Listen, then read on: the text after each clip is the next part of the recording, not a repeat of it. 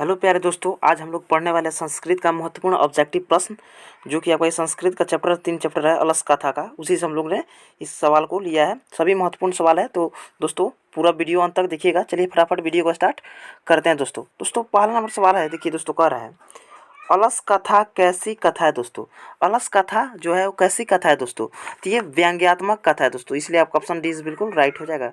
व्यंग्यात्मक कथा है, ठीक है। चलिए 2 नंबर सवाल देखिए दोस्तों, कह रहा है अलस कथा पाठ के रचयिता कौन है दोस्तों। अलस कथा पाठ के रचयिता कौन है दोस्तों, तो विद्यापति जी, इसलिए आपका ऑप्शन ए बिल्कुल राइट हो जाएगा दोस्तों।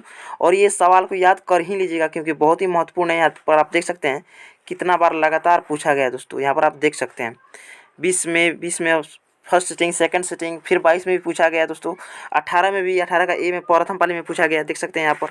ये महत्वपूर्ण है। चलिए अगला सवाल को देखते हैं दोस्तों। 3 नंबर सवाल देखिए, कह रहा है मैथिली भाषा के कवि कौन है दोस्तों। तो मैथिली भाषा कवि जो हैं विद्यापति जी हैं, इसलिए आपका ऑप्शन 20 बिल्कुल राइट हो जाएगा। चलिए दोस्तों अगला सवाल 4 नंबर सवाल है दोस्तों, कह रहा है वास्तविक आलसियों की कितनी संख्या थी। यानी बताना दोस्तों वास्तविक आलसियों की संख्या कितनी थी, जो कि रियल में जो थे आलसी उनकी संख्या कितनी थी। तो दोस्तों आलसियों की संख्या 4 थी, टोटल 4 आलसी थे, इसलिए आपका ऑप्शन सी बिल्कुल राइट हो जाएगा। ऑप्शन सी बिल्कुल राइट हो जाएगा, क्योंकि 4 आलसी थे। चलिए आगे देखते हैं इसके दोस्तों। 5 नंबर सवाल देखिए, कह रहा है सबसे बड़ा शत्रु कौन है दोस्तों। तो दोस्तों सबसे बड़ा अगर मनुष्य का कोई शत्रु है तो आलस्य है, इसलिए आपका ऑप्शन 20 बिल्कुल राइट हो जाएगा। सबसे बड़ा शत्रु आलस्य होता है, ठीक है। चलिए आगे देखते हैं। 6 नंबर सवाल देखिए दोस्तों, अपनी भूख मिटाने के लिए भी कौन कुछ भी नहीं करता है दोस्तों। देखिए अपनी भूख मिटाने के लिए भी कौन कुछ भी नहीं करता है दोस्तों। तो जो आलसी व्यक्ति होते हैं, जो आलसी मानव होता है, अपने भूख मिटाने के लिए अपना हाथ पैर तक भी नहीं चलाते हैं, वो आलसी होते हैं, इसलिए आपका ऑप्शन 20 बिल्कुल राइट हो जाएगा जी। बिफोर बाहुबली।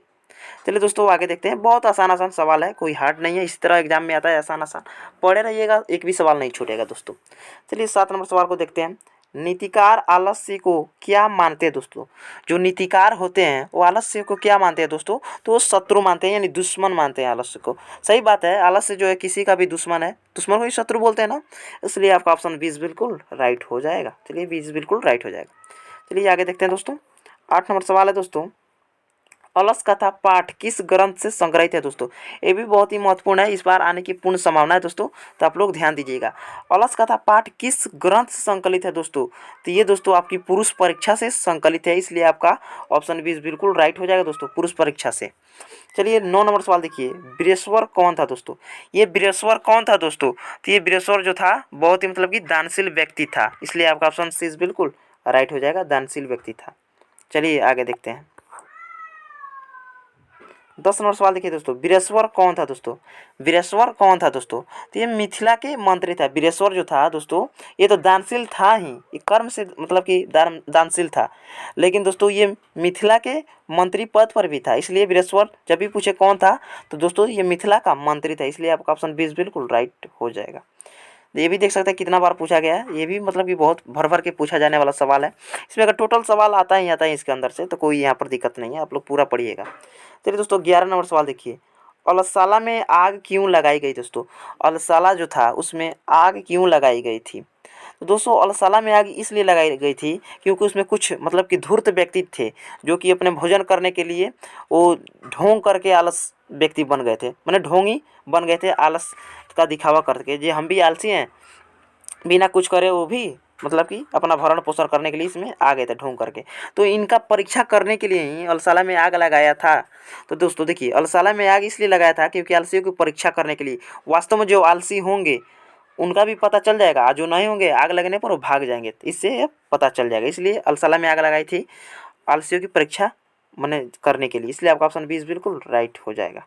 चलिए आगे देखते हैं दोस्तों 12 नंबर सवाल देखिए, अलसाला में आग लगाने के बाद कितने लोग नहीं भागे दोस्तों। अलसाला में आग लगाने के बाद कितने लोग नहीं भागे दोस्तों, तो 4 लोग। वहीं 4 लोग नहीं भागे जो कि रियल में आलसी थे, यानी वास्तविक आलसी थे।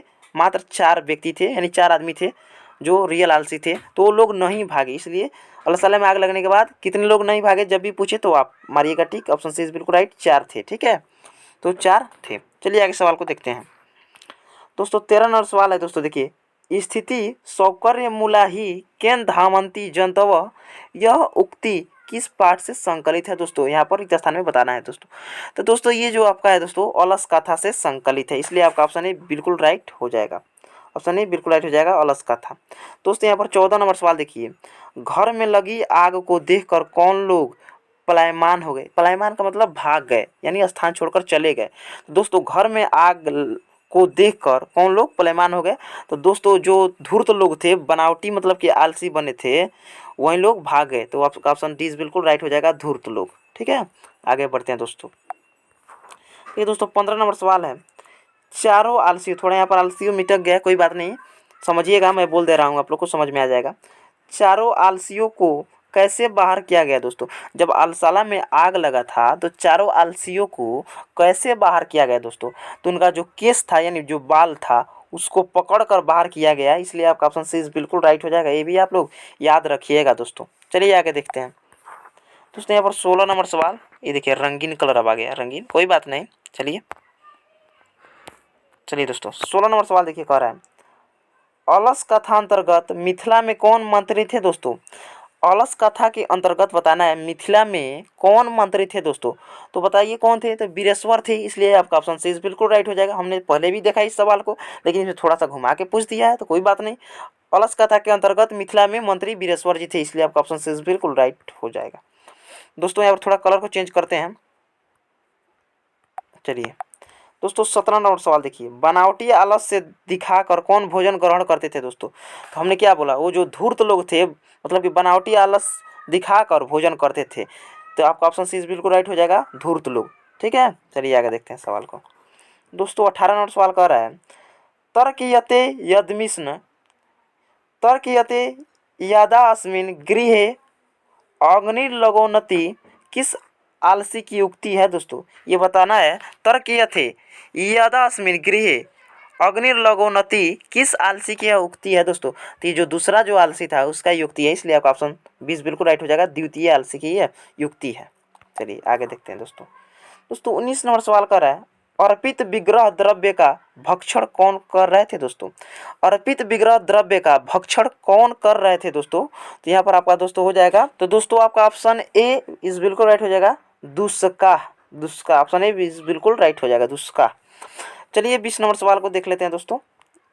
दोस्तों यहाँ पर 20 नंबर सवाल को देखिए दोस्तों, पतिरेव गति बला नाम जनानी गति रिक्त स्थान में क्या पद होगा दोस्तों। ये रिक्त स्थान में क्या होगा बताना है।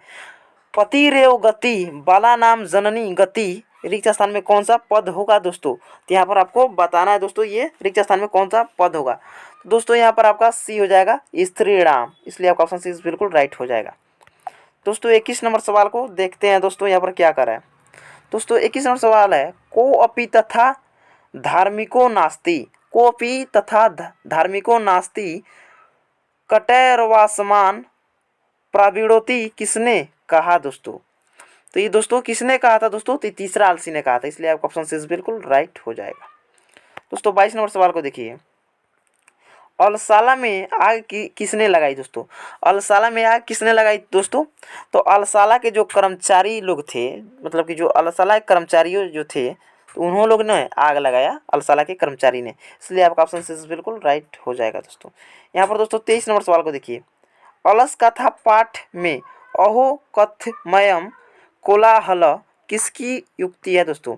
यहाँ पर गौर से देखिएगा एक बार और, अलस कथा पाठ में अहो कथमयम कोलाहल किसकी युक्ति है दोस्तों, बतलाना है यहाँ पर। तो दोस्तों तो युक्ति जो है दोस्तों ये पहला आलसी का है, इसलिए आपका ऑप्शन ये बिल्कुल राइट हो जाएगा।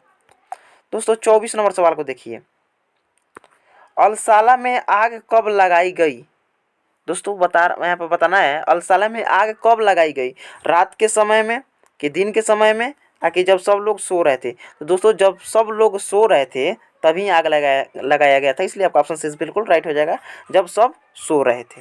ठीक है, इसलिए आपका ऑप्शन सी बिल्कुल राइट हो जाएगा। चलिए अगला सवाल को देखते हैं। 25 नंबर सवाल देखिए दोस्तों, अय वचाल कति वचनानी वक्तुम शकुंठ किसकी उक्ति है दोस्तों। अय वचाला कति वचनानी वक्तुम शकुंठ किसकी युक्ति है दोस्तों, बतलाना है दोस्तों। तो दोस्तों ये आपका 25 का ऑप्शन ये बिल्कुल राइट हो जाएगा, चौथे आलसी की यह जो है युक्ति थी। ठीक है, यहाँ पर दोस्तों चलिए 26 नंबर सवाल को भी देख लेते हैं दोस्तों। वीरेश्वर कहाँ का मंत्री था दोस्तों? बतलाइए, वीरेश्वर जो था कहाँ का मंत्री था दोस्तों? वीरेश्वर कहाँ का मंत्री था? तो मिथिला का मंत्री था, इसलिए आपका ऑप्शन डी बिल्कुल राइट हो जाएगा। दोस्तों 27 नंबर सवाल को देखिए, वीरेश्वर कैसा मंत्री था दोस्तों? वीरेश्वर जो था वो कैसा मंत्री था दोस्तों? तो बहुत ही दयालु मंत्री था, इसलिए दोस्तों आपका 27 का ऑप्शन ही बिल्कुल राइट हो जाएगा, दयालु था। यहाँ पर दोस्तों 28 नंबर लास्ट प्रश्न है, यहाँ पर देखेंगे दोस्तों 28 नंबर लास्ट प्रश्न होगा, अलसाला में आग क्यों लगाई गई दोस्तों? ये शायद दोबारा रिपीट हो रहा है, ठीक है, कोई बात नहीं। अलसाला में आग इसलिए लगाई गई थी क्योंकि जो धूर्त लोग बनावटी आलस्य का दिखावा कर रहे थे उनका परीक्षा करने के लिए, इसलिए दोस्तों आलसियों को चिन्हित करने के लिए, यानी असली आलसियों को चिन्हित करने के लिए, इसलिए दोस्तों आपका ऑप्शन ए बिल्कुल राइट हो जाएगा। उम्मीद करता हूँ यहाँ तक दोस्तों आप सभी को अच्छा से समझ में आ गया होगा। दोस्तों अगर समझ में आ गया तो वीडियो को लाइक करके चैनल को सब्सक्राइब कर लीजिए। इसी तरह वीडियो से ज्ञान भरी जानकारी पाने के लिए फिर मिलते हैं नेक्स्ट वीडियो के साथ, तब तक के लिए जय हिंद, वंदे मातरम।